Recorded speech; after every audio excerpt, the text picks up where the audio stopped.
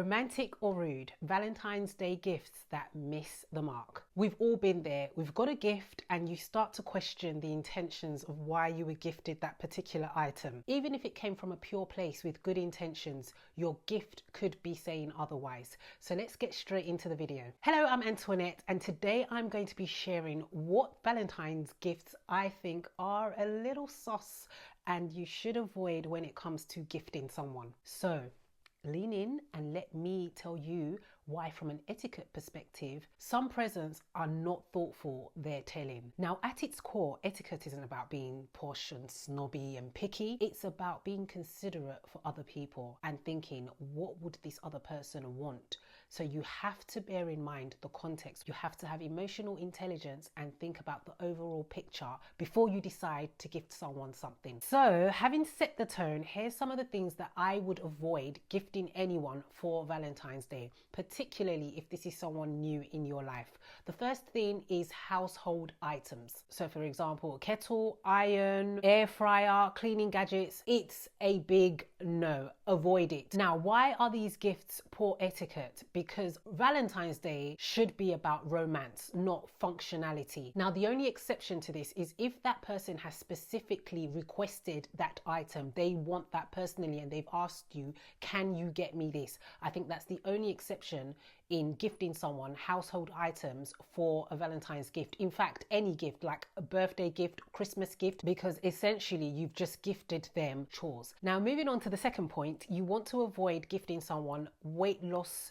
gifts, weight loss items, self-improvement items. All of those sort of things are very personal. Now, you know I'm into self-improvement, self-development, but I stay clear of gifting people things like personal development books or stuff like that, because you could indirectly be insinuating something and you might be innocently thinking about it from a different perspective, but they may not see it that way. So it's best to stay clear of anything to do with weight loss, like gym memberships, because it's implying correction, not affection. Valentine's Day is not performance review season, so let's just leave that to the side. It's about being emotionally tact. The third point is gifts that benefit you more than it benefits the person. Now, an example of this is giving someone lingerie that's in your style. If they don't like a specific set of lingerie and you give them something that you personally want to see them in, it's now turning it and making it about you and not them. You could be gifting them stuff like concert tickets to your favorite band. You're buying them a tech item, but you know secretly you want to use it.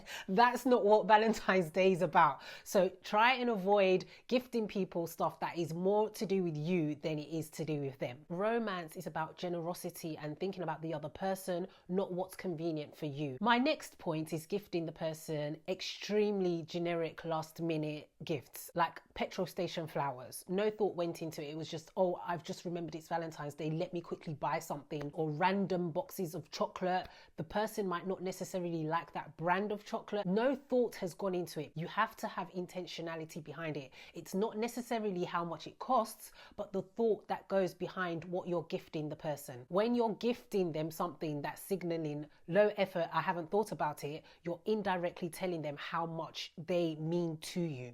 And is that really what you want to be doing? Like, is that really what they mean to you? Like, really? So just think about it a little bit. If you know the person well, what are they into? What do they like? It doesn't have to cost an arm and a leg. It just has to have the thought behind it. My next point is overly intimate items, especially if you're early on in your dating stage. So for instance, you've just started going out with that person and they're giving you personalized jewelry, love letters declaring lifelong devotion, really expensive perfume, lingerie, stuff like that too early on is signaling something else. So you want to avoid being too heavy too early on and gifting people something that should perhaps come in a later stage of a relationship. Etiquette respects pacing. Intensity too early can create pressure, and if you've got pressure in a relationship, it doesn't do good for either party. So it's best to just kind of like pace yourself and ease off, and don't go heavy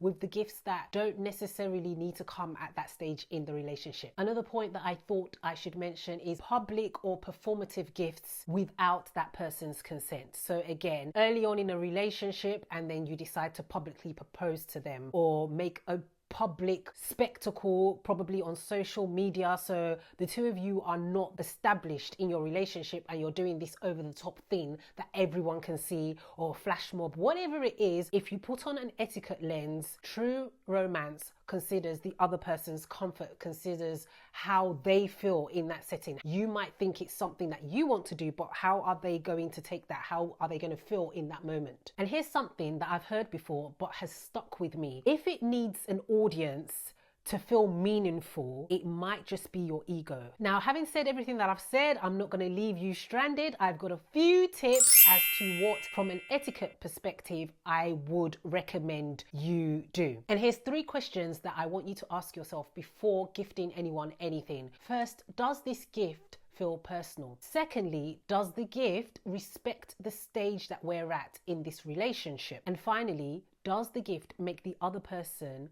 feel seen? I hope these tips have helped you. And if you enjoy etiquette explained in an unconventional, modern, real life way, then don't forget to subscribe to our channel. I'll catch you in the next one. Bye for now.